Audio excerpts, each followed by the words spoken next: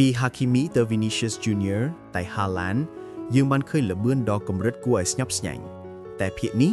នាំយើងទៅរកកំពូលនៃកីឡាករដែលរត់លឿនជាងគេមនុស្ស3រូបនេះមិនត្រឹមតែមានល្បឿនលឿនទេ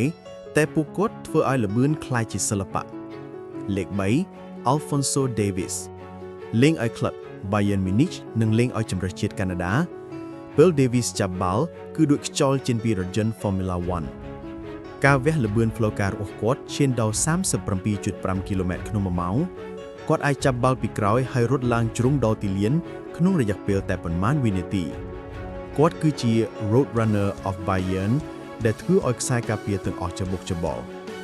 លេខ2 Adama Traoré លេងឲ្យក្លឹប Fulham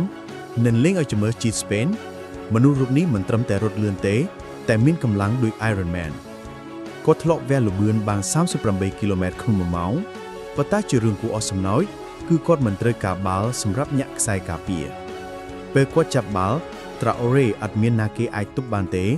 ទោះបីជាខ្សែការពារនោះល្អក៏ដោយគាត់គឺជា Speed Tank របស់ Premier League លេខ1 Kylian Mbappé លេងឲ្យក្លឹប Real Madrid និងលេងឲ្យជម្រើសជាតិ France មនុស្សល្បឿនសុទ្ធ Kylian Mbappé ល្បឿនបំបីកំណត់តាដល់39គីឡូម៉ែត្រក្នុង1ម៉ោងបញ្ចេញចលនាដោយរូបភាពស្ទើរមិនទាន់បញ្ចប់ពេលគាត់អបបាល់ឆ្លងកាត់ខ្សែការពារគឺដោយទម្លាក់ទំនេរផែនដីអ្នកទាំងអស់គ្នាចង់ដឹងថាតើមនុស្សអាចលឿនប៉ុន្មាន Mbappé គឺជាចម្លើយសម្រាប់សំណួរនេះពី Hakimi ទៅ Mbappé ពិភពបាល់ទាត់បានបង្ហាញថាល្បឿនមិនមែនគ្រាន់តែការរត់ទេប៉ុន្តែជាការបង្ហាញពីចិត្តប្រឹងប្រែងនិងព្យាយាមអរគុណដែលបានតាមដានវីដេអូនេះនិងកុំភ្លេចចុច Subscribe សម្រាប់វីដេអូបន្ទាប់ Top 10 Strongest Shooters 2025